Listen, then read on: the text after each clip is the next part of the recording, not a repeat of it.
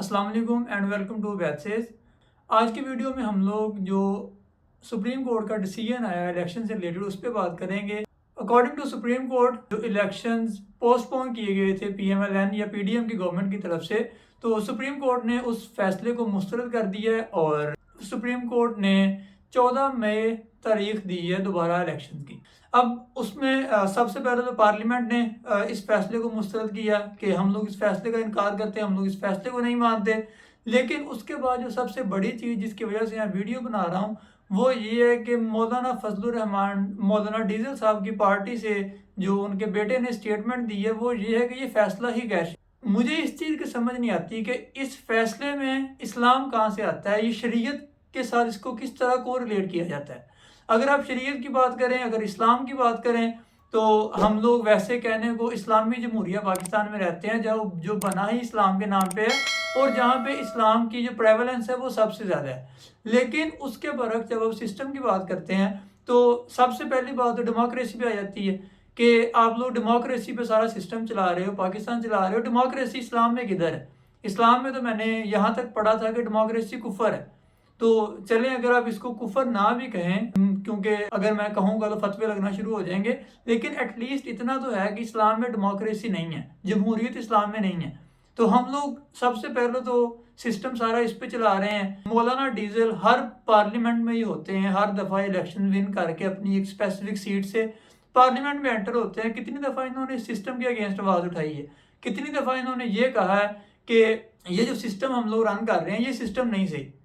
उस तरह की आवाज़ नहीं उठाई। जहाँ पे अपनी रोटी पे पैर आता है वहाँ पे ये लोग कहते हैं ये इस्लाम के रिलेटेड नहीं है, ये शरीयत के अकॉर्डिंग नहीं है। इससे पहले जब रमज़ान में इलेक्शन हुए थे तो आखिरी अशरे में इलेक्शन थे, तो उन दिनों में भी मौलाना फजलुर रहमान ने ये स्टेटमेंट दी थी कि अगर आप हमारी पार्टी को वोट देने के लिए इत्काफ से उठ के बाहर जाते हो तो आपका वोट जायज़ है, आप इत्काफ से उठ सकते हो। अगर इमरान खान को वोट देने के लिए निकलते हो तो आपका इत्काफ टूट जाएगा।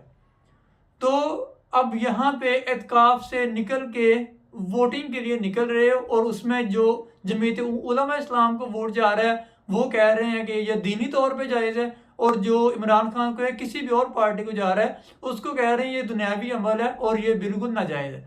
तो इस तरह ये अपने मफादात के लिए इस्लाम को यूज़ कर रहे हैं और जहाँ दिल करता है इस्लाम को एडजस्ट कर देते हैं, जहाँ दिल करता है इस्लाम को निकाल देते हैं और अपनी जो रिज़्क रोटी है वो चलती रहती है। इससे पहले मौलाना फजलुर रहमान साहब कश्मीर कमेटी के चेयरमैन रहे हैं, कोई काम नहीं किया, कोई कुछ नहीं किया सिवाय अपनी बैंक बैलेंस के।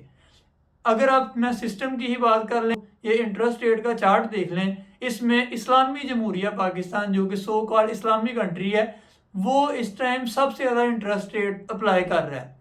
21% पे हमारा इंटरेस्ट रेट चला गया है, जिसको हम लोग सूद कहते हैं। हमारे कहने में इस्लाम के अकॉर्डिंग नो डाउट ये सूद ही है, लेकिन हम लोगों ने वो सूद सारे गैर मुस्लिमों से ज़्यादा रखा हुआ है। जो ईसाई यहूदी उन सब से ज़्यादा हमने सूद रखा हुआ है। सूद के बाद अगर हम अपने सिस्टम की और मौलाना फजलुर रहमान साहब के जो बयानात हैं, उनकी स्टेटमेंट्स हैं, उनकी बात करें तो उनकी कोई स्टेटमेंट इस यहाँ पे नहीं आई कि जो पंजाब में आटा दिया जा रहा है वो किस तरह दिया जा रहा है, उसका क्या सिस्टम है, किस तरह लोग जलील हो रहे हैं एक एक थैले के पीछे, किस तरह लोगों की जानें जा रही हैं, औरतों की इज्जतें पामाल हो रही हैं, उस पर कोई स्टेटमेंट नहीं देनी। जहाँ पे रिक्वायरमेंट है, जहाँ पे लीडर्स को बोलना चाहिए वहाँ पे बिल्कुल नहीं बोलना, और जहाँ पे अब इनको समझ आ रही है कि हमारी हुकूमत जा रही है, इलेक्शन हमारी मौत है, वहाँ पे ये लोग कह रहे हैं जी ये शरीयत के खिलाफ है और ये शरीयत के साथ है। मतलब हर जगह पे हमने इस्लाम को ज़रूरत के मुताबिक एडजस्ट किया हुआ है। हम लोग बिल्कुल ये नहीं देखते कि इस्लाम क्या कहता है और इस्लाम की इम्प्लीमेंटेशन किधर है।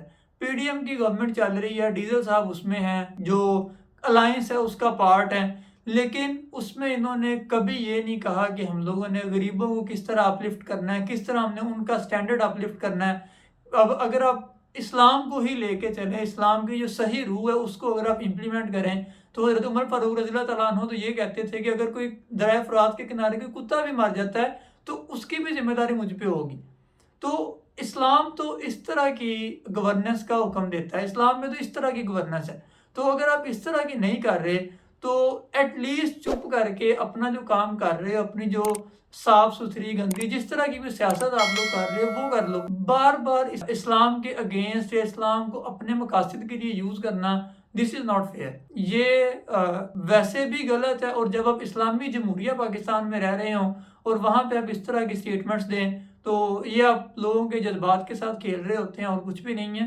تو اب تک کے لیے اتنا ہی. اگلی ویڈیو میں ملیں گے. اپنا خیال رکھیے. اللہ حافظ.